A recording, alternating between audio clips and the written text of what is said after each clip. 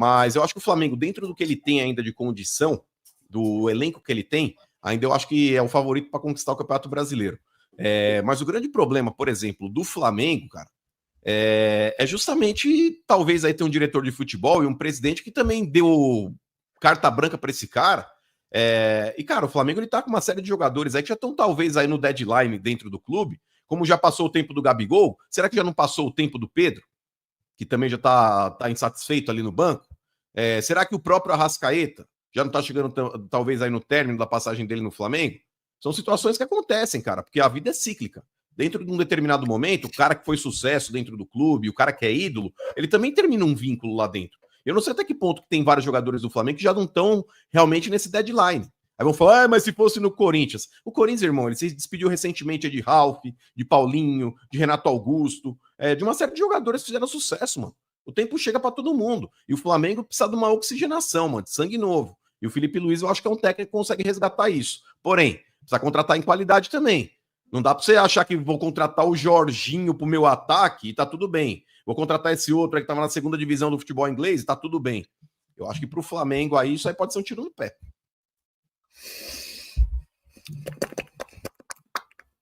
O clima lá tá muito ruim, mano. O clima lá tá muito ruim. Tá muito ruim a situação do Pedro com o treinador.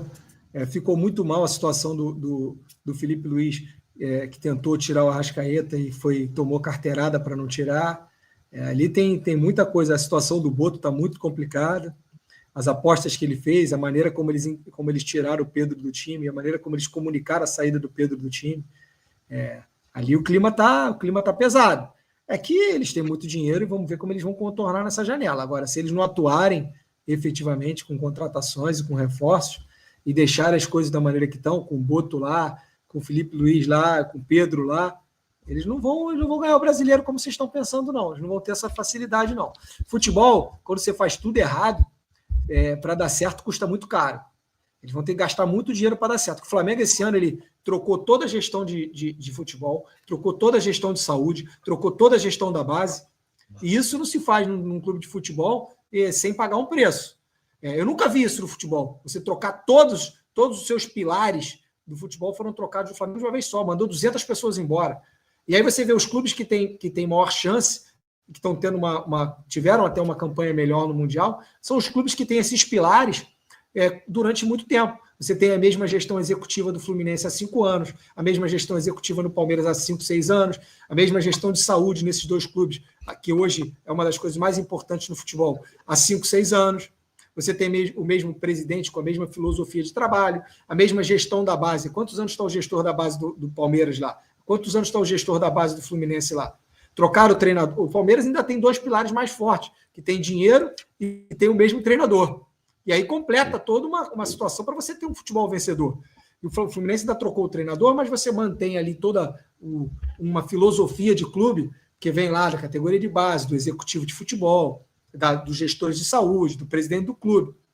E aí o Flamengo muda isso tudo e acha que vai ser fácil? Não vai ter que gastar muito dinheiro, vai ter que penar muito. Pode ser que ganhe, mano? Pode, porque o dinheiro faz muita diferença. Agora, o normal a acontecer em qualquer clube que fizesse isso e não tivesse muito mais dinheiro que os outros, era sofrer e pagar muito preço, cara. Que mano, mal ou bem, o preço que paga o Corinthians, o preço que paga o Vasco ao longo dos últimos anos. É um troca-troca constante nas categorias de base, na área de saúde, na gestão de futebol. O Vasco, mano, no último ano e meio, teve 4 executivos de futebol diferentes. Na base do Vasco, de 6 meses, troca todo mundo. Na gestão de saúde, troca toda hora. Como é que um clube vai se sustentar assim?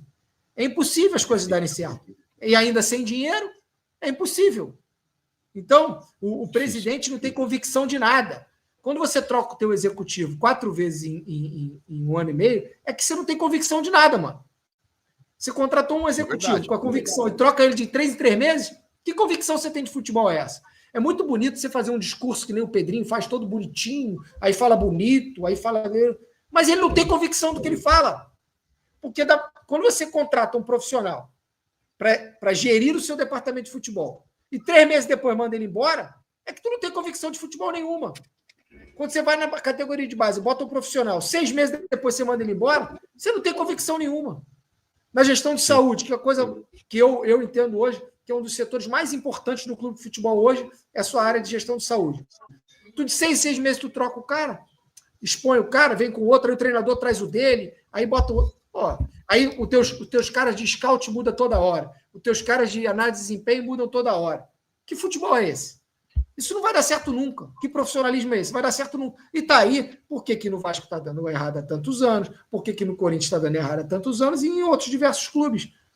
E aí nos outros que tem uma constância, que tem uma regularidade nesses setores, você vê totalmente diferente. É simples, é só analisar. Os resultados estão aí. Isso é verdade mesmo. Chupa, velho. Não, falando nada pra mim? Tô falando uma jorrada.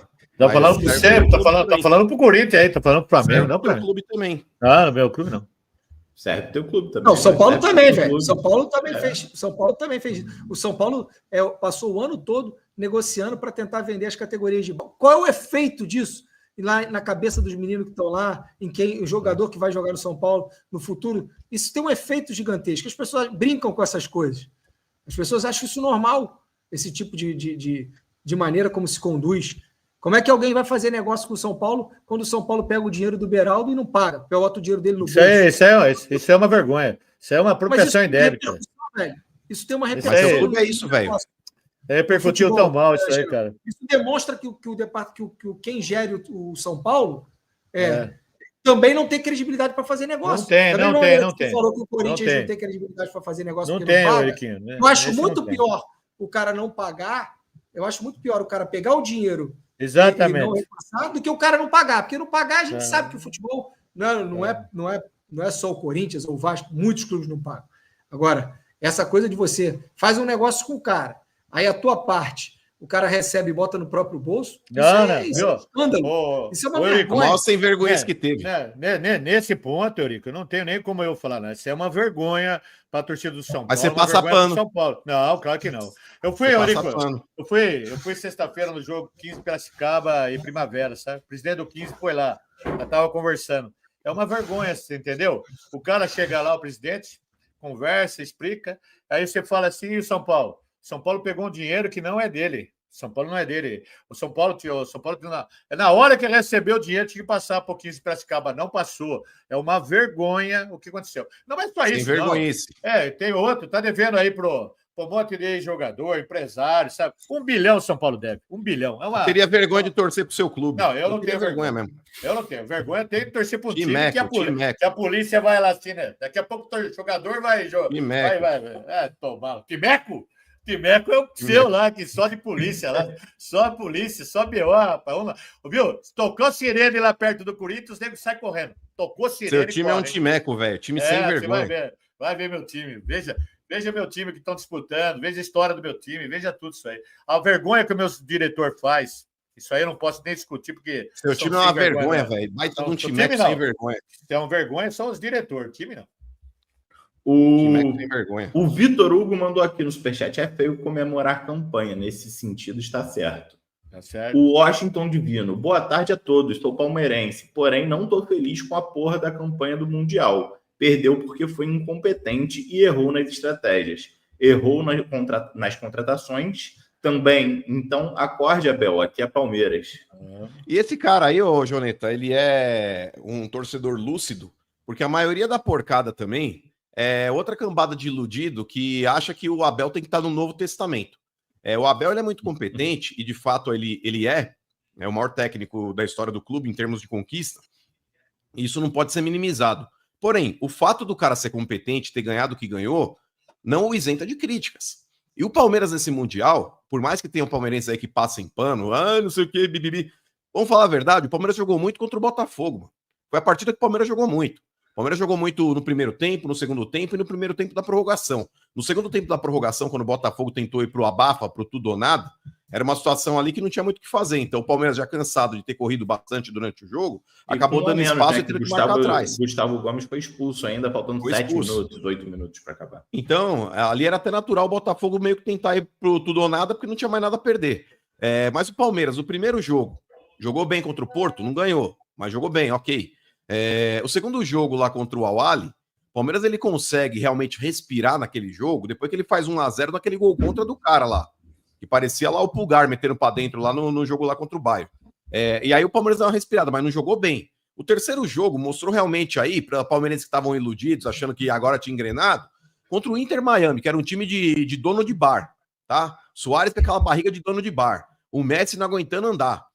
O Inter Miami me deu um calor no Palmeiras, abriu 2-0 e poderia ter feito mais. O Palmeiras foi buscar um empate no final do jogo, já era para ter pegado o Paris Saint-Germain ali. Porra, beleza. Tipo, pegou o Botafogo, enfim. Foi aquele confronto que o Palmeiras jogou bem, cara, mas a partida contra o Chelsea, por mais que o Everton tenha falhado, mas de fato, Joneta, mostra o time do Palmeiras aí limitado, mano. O Abel errando em algumas convicções que ele tem. Os principais jogadores que o Palmeiras contratou nessa temporada até agora não jogaram. Facundo Torres, Felipe Anderson, Vitor Roque. E aí o palmeirense, ele para também não dar o braço a torcer igual o flamenguista, ele fala, mas o Vitor Roque é aquele cara que participa, é aquele cara que ele dá o abafa, ele corre, ele se dedica, ele dá carrinho. Não é pouco. Um jogador custou 25 milhões de euros. A maior contratação de um jogador na América Latina, América do Sul. E vocês acham que dar carrinho já tá justificado a contratação do cara? Isso é passar pano, velho. Quando você contrata, por exemplo, um Felipe Anderson, e aí eles vão usar o exemplo do Veiga e do Scarpa. Porque o Veiga e o Scarpa, eles demoraram praticamente um ano para começar a jogar no Palmeiras. Mas eles não custaram 25 milhões de euros. Quando vocês contratam um jogador, mano, do quilate do Felipe Anderson, tá? Que era um cara que jogou muito na Lazio. Era um cara que estava sendo cobiçado pela Juventus da Itália. E o Palmeiras atravessa a negociação e contrata o cara. Você não espera que esse cara demore um ano para jogar. Você espera que esse cara já chegue jogando. Mano. Diferente do Felipe Anderson, o Scarpa e o Veiga demoraram para engrenar, mas pelo menos eram usados, entrava um jogo aqui, outro ali e tal, e eram titulares. O Felipe Anderson, o Palmeiras saiu do Mundial com ele sendo muito pouco utilizado. As poucas vezes que ele entrou também não mudou nada no jogo e tal, e ele não foi nem utilizado. Eu não sei, isso daí não é a diretoria do Palmeiras reconhecendo que errou nessa contratação? Porque eu achei que... cara, eu achei que também... Eu achei que o Felipe Anderson fosse ser pelo menos aquele cara que vai entrar sempre, sabe? 12º. Outra realidade também de contratação, né, o Jonas? Outra realidade de contratação. Quando esses jogadores vieram para o Palmeiras, eles vieram com um outro patamar, com outros salários, eram outro tipo de aposta, né? O Palmeiras ali, eles vieram a ganhar bem e bons salários depois que eles mostraram que produziram e tal. O Felipe Anderson já chega com um salário astronômico, com uma condição gigantesca. Não pode esperar da mesma maneira que você esperou os outros dois. É totalmente diferente a comparação. Você não pode usar esse parâmetro. Eu acho que... E mesma coisa o Vitor Roque. Vitor Roque, um atacante que não chuta uma bola no gol, cara. O cara passa 3, 4 jogos sem chutar uma bola no gol. E as pessoas acham isso normal. As pessoas não estão vendo que tem alguma coisa errada. Como é que um clube de futebol tem um atacante que não chutou uma bola no gol? Eu vi alguns jogos desse Mundial aí. Os clubes não chutam a bola no gol. Atacantes que ganham fortunas, milhões, cara. Os caras ganham 3 milhões por mês, sei lá. Acho que o Felipe Anderson ganha mais de 3 milhões por mês. O Vitor Roque é a mesma coisa. Os caras têm que demorar um ano para conseguir jogar. Ou seja, ele vai custar 40 milhões de salário para depois começar a entregar. Que isso? Não é a mesma lógica. Os outros caras, o Veiga, quando foi para o Palmeiras, foi com um salário um pouco bem mais baixo, uma outra realidade. O próprio Scarpa já ganhava bem, mas não era nesse parâmetro. É totalmente diferente a avaliação. O custo do jogador alimentar para até ele entregar desses caras é ridículo. Falando de Palmeiras aqui, até me corrigiu. O Felipe, quando foi usado na sua posição certa, foi muito bem. E foi o melhor momento do Palmeiras no ano. Foram quase 10 vitórias seguidas. A culpa é do Abel, segundo ele aqui. Então, mas o Felipe Anderson é jogando aberto pela direita mesmo lá, cara. Não, mas aí é a posição que era do Estevão, né, cara? Eu até lembro dos bons jogos do Felipe Anderson, mas mesmo esses bons jogos foi muito longe do que se espera dele. Claro que foi, bombinha molhada, longe. Rapaz. Esse cara nunca foi craque, cara. Esse cara nunca foi craque. Eu falei aqui antes, quando o Palmeiras contratou ele, eu falei, deu maior rebuliço aqui com o Kleber. Não, mas ninguém falou que era craque, mas ele era muito bom jogador. Não, é craque. Velho, ninguém passou uma década na Lazio jogando o que ele jogou. Sim, mas ele craque, não foi bom jogador. Cara. Aí, tá aí, ó. Um ano para aposentar. Pipoqueiro, pai. Pipoqueiro. Eu falo isso aí, a turma fala, não, velho, você só fala coisa de futebol. Tô falando para você. Quando contratou, o Palmeiras contratou, eu falei, é pipoqueiro, cara. Graças a Deus contratou. Ô, velho, mas você fala isso de todo mundo que o Palmeiras contrata, velho. Uma hora você acerta mesmo. Não, claro que não, pai. Tem jogador que o Palmeiras contrata, eu tiro o chapéu. Corinthians, Vasco, mas você é pipoqueiro. Vitor Roque, o que o Vitor Roque fez até agora, rapaz? Jogou 25 milhões de euros no lixo, cara. Ele só fez o quê? Aquela lambança com o São Paulo lá, que deram um pênalti lá. Só isso, o resto foi bosta nenhuma. E outro, no jogo do Paulista esse ano aqui também, o impedimento dele. Tem raiva do Vitor Roque porque ele eliminou o teu clube. Nada, cara, não tenho nada. Fala a verdade, rapaz. Os caras querem. Vitor Roque mijou no teu clube. Os caras gostam de passar pano, rapaz. Fala a verdade, os caras ficam nervosinhos. Vai ter raiva do Vitor Roque porque o Vitor Roque se embolou ali na perna do Arboleda, causou aquele pênalti. Não tem raiva. Eu não tenho dó desse moleque. Dó. O Paulo Vitor mandou, o velho sobe em 2 de graça e a mídia não fala nada. Cara, só fala bobagem esses caras aqui. O Paulo Vitor mandou outra. Live do Zé Marmita contra o Passa Fome. Não dá para entender isso. Maurício Luiz. Velho, qual o seu próximo convidado do Papo com o Velho? É segredo, só na segunda-feira vai saber. Não tem ainda. Tem um monte, tem mais de 100 na lista. O Morado 86 MDF mandou. Velho, não existe futebol no mundo sem o Corinthians. Não existe, São Paulo. Isso é fato. São Paulo. Isso aí O V Ferreira, ontem esse senhor falou que não sou São Paulino, porque o critiquei. E que não o acompanho nas redes sociais dele. Faço questão de não acompanhar um cara que envergonha o meu clube de coração, o São Paulo. E que só serve de chacota. Tá certo. Se ontem falou que o cara não era São Paulino. Mas claro que não é São Paulino, cara. Claro que não. O cara é São Paulino, ele não pensa Ele não pode ser São Paulino e discordar de você? Claro, cara. O cara que tem que discordar. Ninguém tem que concordar com o que eu falo. Mas ele achar que eu não sou São Paulino, que nem comentou lá, pelo amor de Deus. Aí eu trouxe, sabe que você é um São Paulino que envergonha a torcida. Não envergonha nada. Eu sou um cara que fala a verdade, São Paulo. Esses caras aí são os caras invejosos, são os caras tontos. Eu tenho dó desses caras, assim. O óptico Henrique mandou, velho, mijou uma cachoeira no mano. Rasgado falando do remendado. Patéticos. @mano passapano e @velho infértil. Deixa a cara do otário. Cara de trouxa.